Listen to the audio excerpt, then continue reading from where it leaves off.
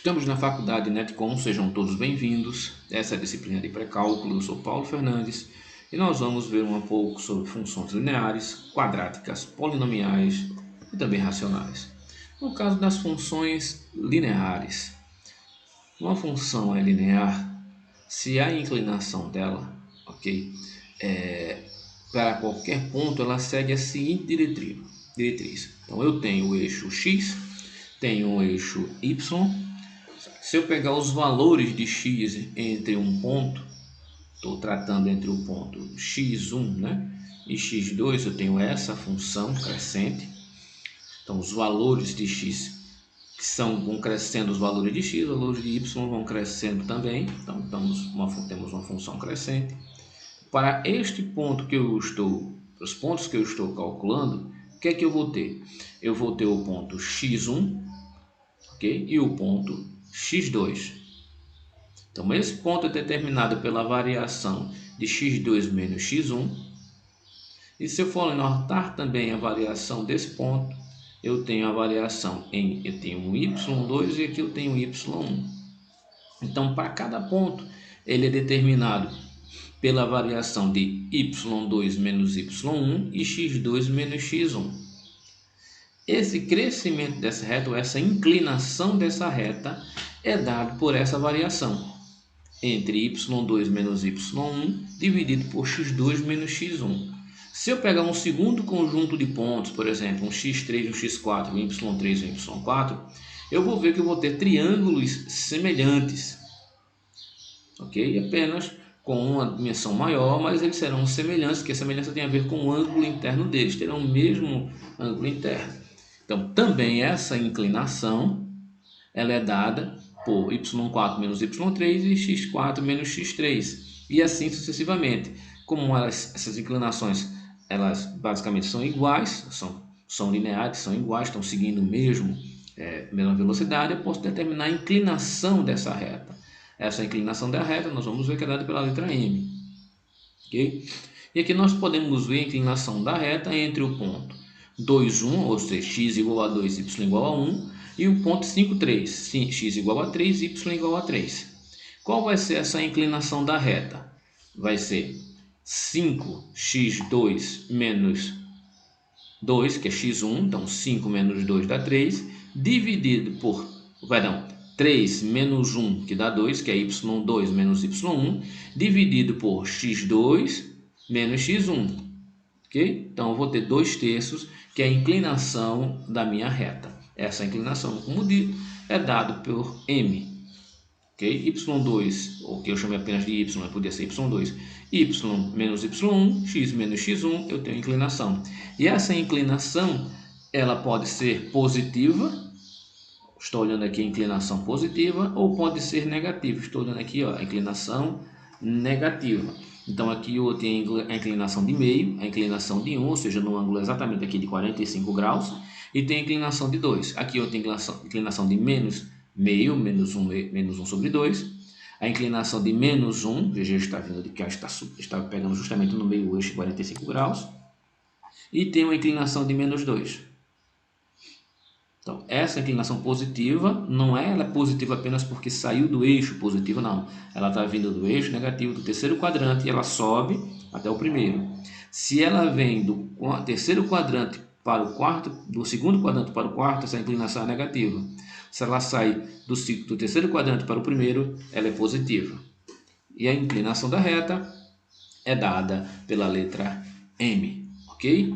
Então, se eu quiser os pontos, por exemplo, se eu quiser a equação da reta, já tendo dado a inclinação, tiver y menos y1, vai ser igual a m vezes x menos x1, porque aqui eu não tenho y menos y1 dividido por x menos x1. Se eu quiser isto aqui, basta multiplicar ambos por x menos x1, isso aqui vai dar 0, mas aqui vai dar m vezes x menos x1.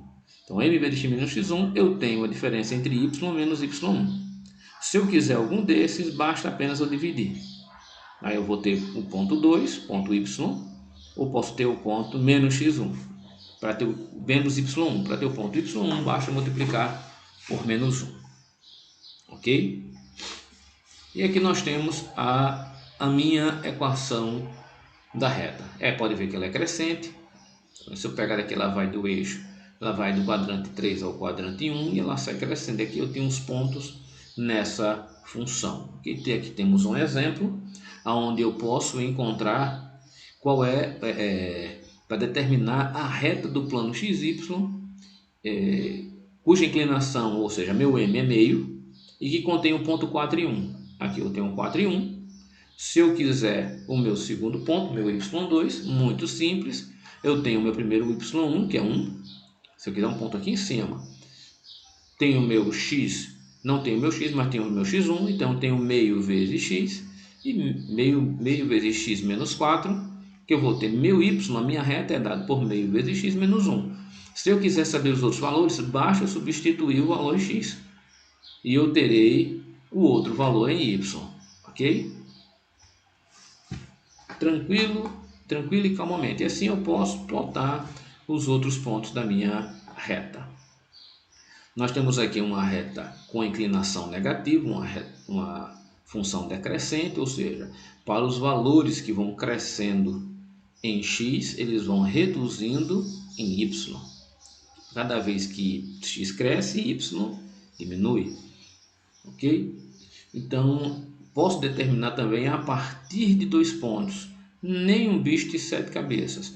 Se eu tiver 2 pontos, meu y menos y1 vai ser meu y2 menos y1, aqui é y2 menos y1, dividido por x2 menos x1, que vai multiplicar x menos x1, onde x é o ponto que eu quero calcular mais à frente, que não é nem x2, não é nem y2 nem y1, é um terceiro ponto.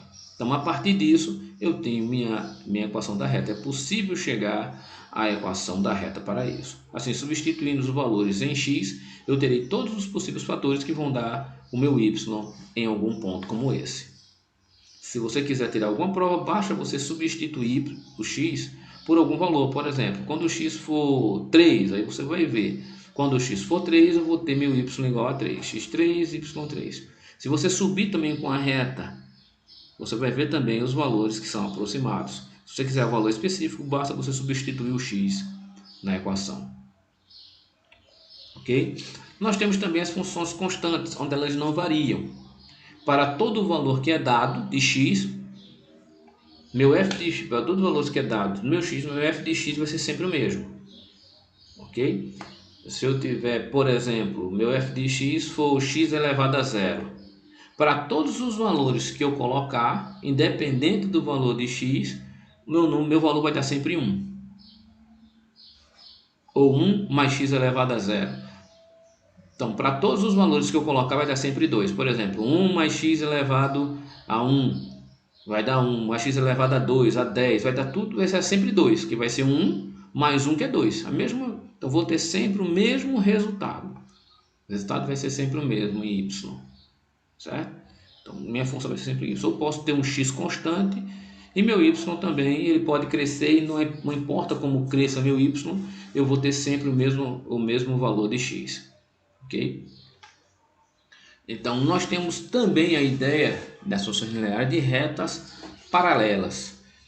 Para vocês lembrarem, apenas retas paralelas, um exemplo delas são essas, são retas que estão justapostas paralelamente uma à outra. Elas podem crescer ou podem decrescer. Que tem até um exemplo que você pode ver nessa ideia de retas paralelas, ok? E as retas perpendiculares.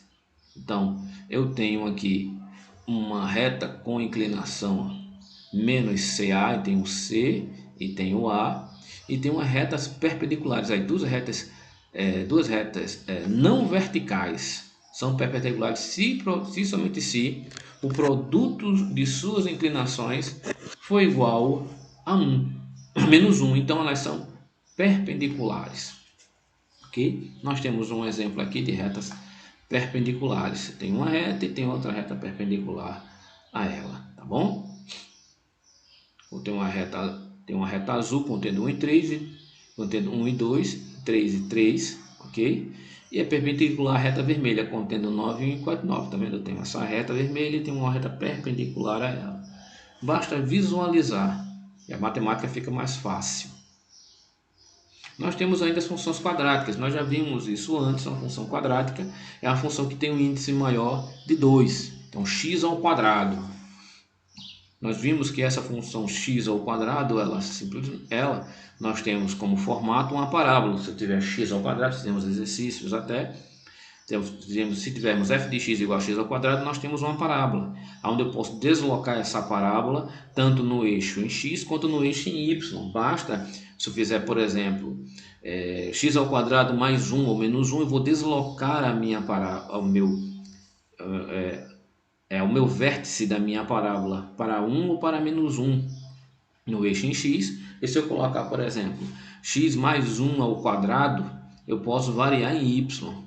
Então isso aqui é interessante nós começarmos a compreender. Fizemos alguns exercícios e agora estamos vendo as funções quadráticas.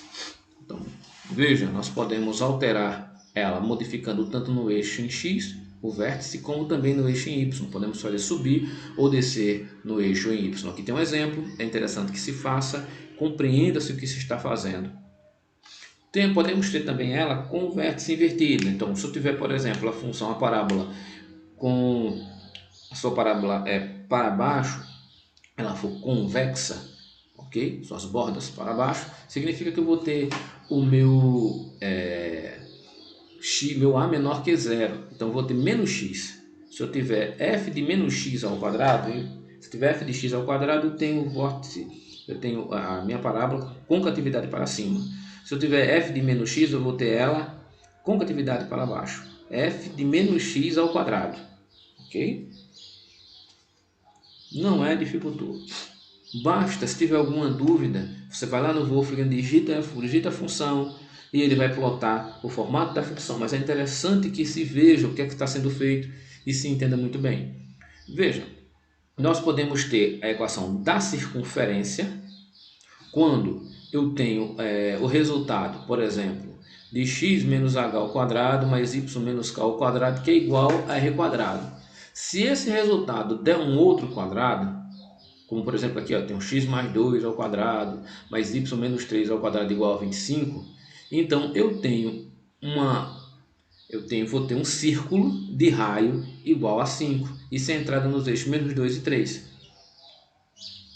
Tá vendo? Posso ter também simplesmente uma elipse. No caso da elipse, o raio ele não é igualzinho. Aqui eu tenho um raio 1, e no elipse 1, ou no eixo x ou no eixo y, eu vou ter uma variação. Então no eixo y aqui eu tenho uma distância de 10, 5 mais 5, enquanto no eixo em y eu vou ter uma distância de 6, de 3 mais 3.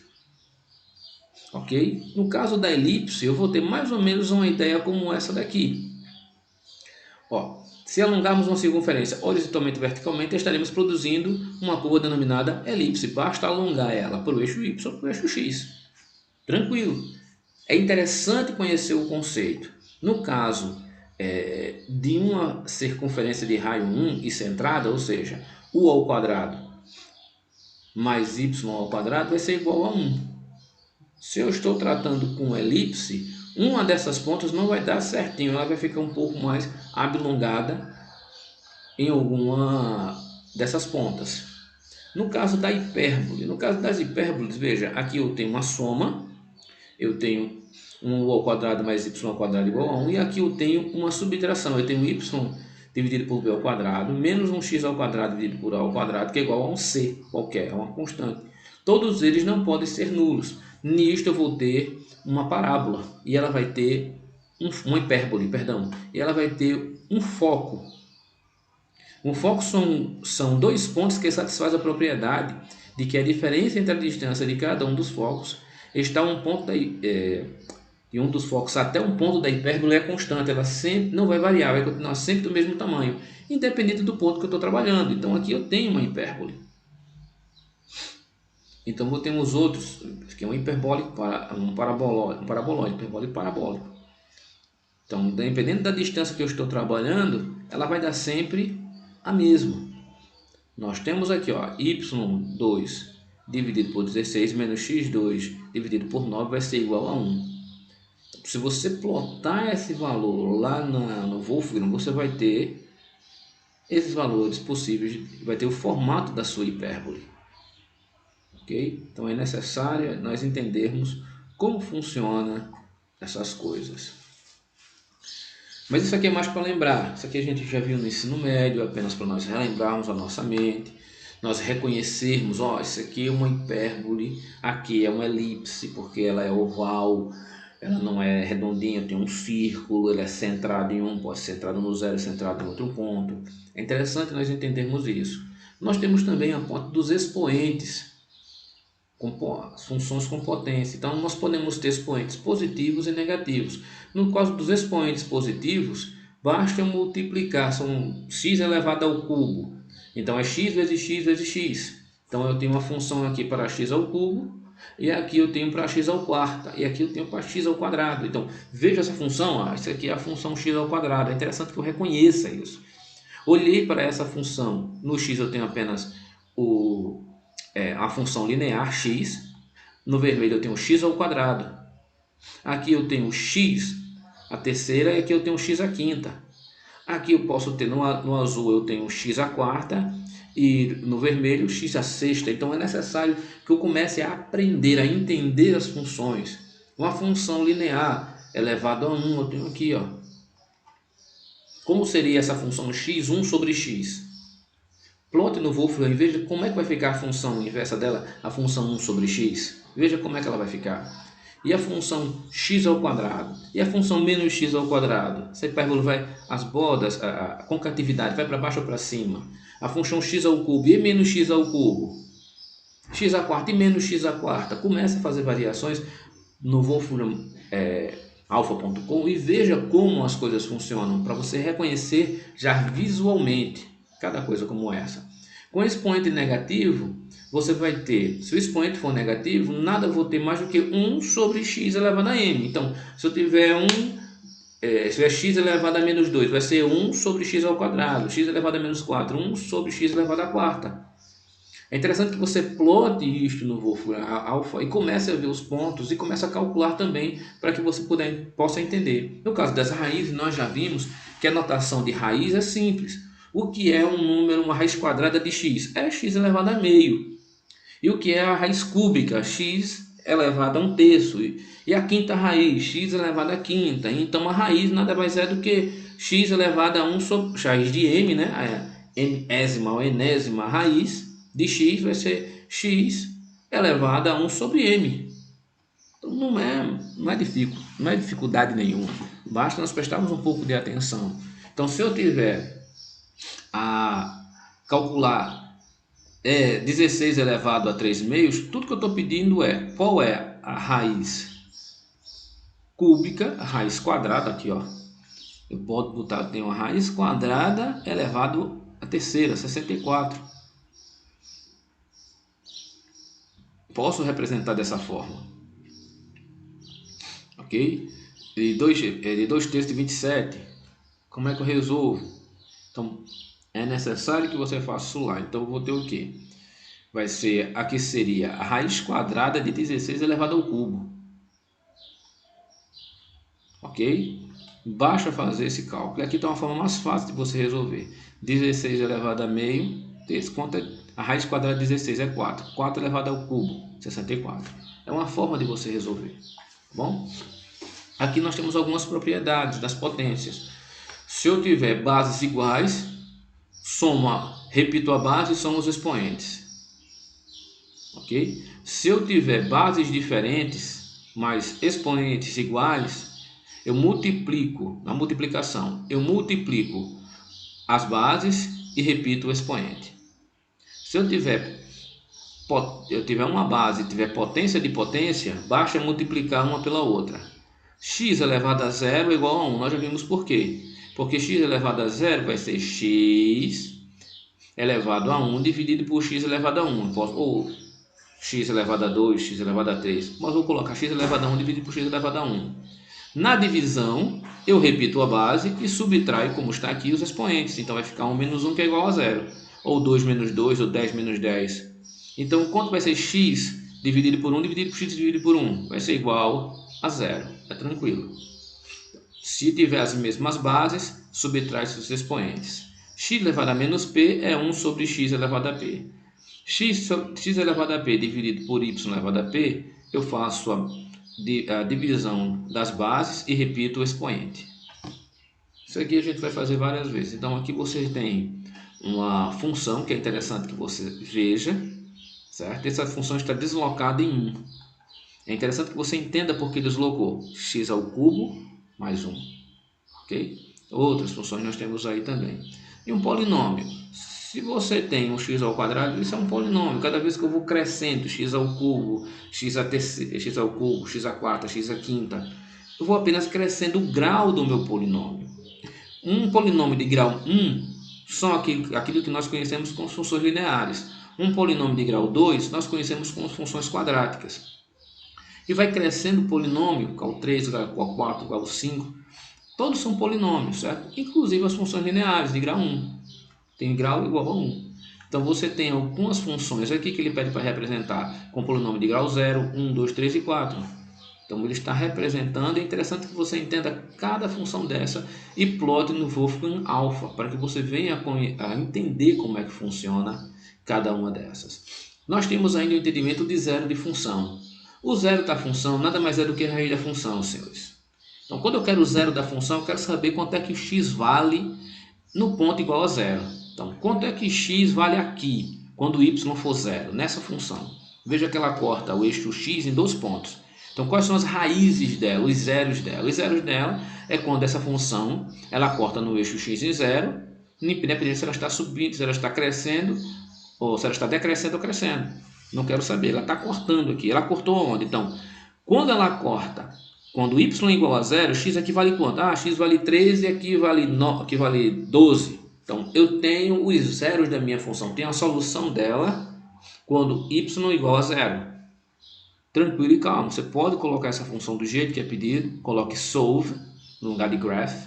E você vai ver que ele vai resolver essa função para x igual a 0. Ou seja, eu quero saber quais são em que pontos na reta x, certo? Estou olhando para o x, em que pontos essa função corta o zero. Ele vai mostrar em que pontos a função corta o zero. E o que é uma função racional? Nada mais é do que uma função p de x dividido por uma função que é de x. Isso não é um número racional, um número dividido? Então, se eu tiver um r de x, eu tenho uma função aí, 3x a quinta mais x a quarta menos x a terceira, menos 6x a terceira menos 2, e dividir ela por uma outra função x ao quadrado menos 9, eu tenho um número racional. E nós já sabemos como resolver isso. Se eu determinar os valores de x em menos 3 e 3, basta substituir os valores e eu terei. Você pode até botar isso no Wolfgang Alpha. Nós fizemos isso já. É só botar graph ou solve, né? Graph e colocar os valores from 3 to menos 3. Aí você vai ter os valores dos gráficos. Aqui está a solução. Okay? E aqui está a solução. E você pode verificar a solução gráfica também, que é interessante que se faça. E tem a ideia que nós vamos utilizar de retas assíntotas. A reta assíntota de um a reta é determinada assíntota de um gráfico se o gráfico aproxima-se e permanece arbitrariamente perto da reta em no mínimo um sentido ao longo da reta. Então vamos lá. Eu tenho essas assíntotas verticais. Veja, eu tenho essa função, tenho esta função e tenho essa função aqui, certo? Por que essa reta aqui é assíntota? Porque ela vai se aproximar, ela vai continuar em algum ponto, ela vai continuar permanentemente para ficar pertinho dela. Em algum sentido. Então eu tenho as assíntotas verticais. Veja que essa função se aproxima bem, chega até muito próximo dessa também. Ó. Eu tenho as assíntotas verticais e tenho as assíntotas horizontais. Veja, ela chega muito próximo do resultado da função. Então se ela aproxima-se bem, isso é denominado de uma reta assíntota. Ok? Aqui nós temos um exercício. Nós temos esses dados das tabelas e você deve calcular o valor de f de 6, de f de 8, o valor de f de x. Ok? Tente fazer. Caso não consiga, entre em contato. Plote no Wolfgang Alpha. Veja o resultado das funções. Reconheça elas visualmente. É importante. Aqui também tem mais um dado, ok? onde você deve determinar, leia a descrição, determina a inclinação da reta. Qual a inclinação da reta? Aqui eu tenho x1, y1, x2, y2. Então vai ser y2 menos y1 dividido por x2 menos x1. Aí eu vou ter minha reta M. Tá ok? Preste muita atenção nisso. Coisa simples, tranquila, dá para todo mundo fazer. Eu agradeço e peço que estudem e desejo que tenham ótimos estudos. Estamos na faculdade Netcom, sejam todos bem-vindos. Essa é a disciplina de pré-cálculo, eu sou Paulo Fernandes e nós vamos ver um pouco sobre funções lineares, quadráticas, polinomiais.